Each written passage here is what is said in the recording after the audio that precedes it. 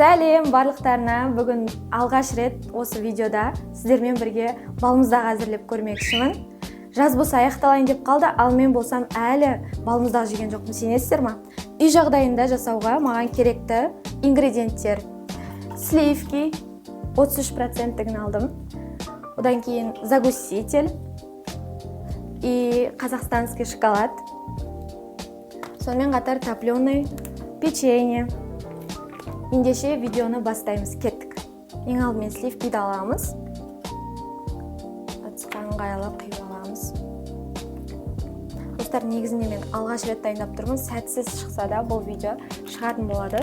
Сондықтан менімен бірге сіздер де дайындап көріңіздер. Ең алдымен араластырып аламыз. Загуститель себеміз.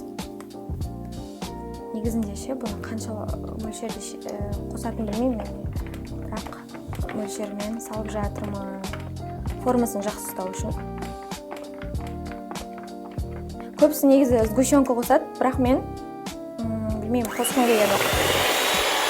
Достар, негізі бағанағыдай загустительмен мен сияқты араластырып қателеспеңіздер. Себебі мынандай болып, біздің сливкиміз дұрыс араласпай қалды.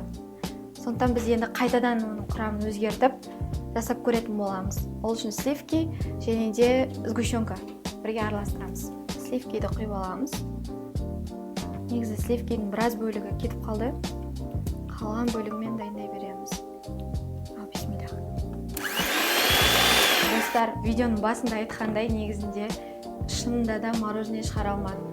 Себебі біздің сливкиміз дұрыс қоюланбай қалды.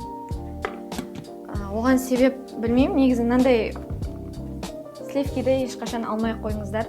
Оның орнына өздеріңіз білетін президент тағы басқада сливкилерді қолданып көріңіздер. Менде келесіде соны қолданып көретін боламын.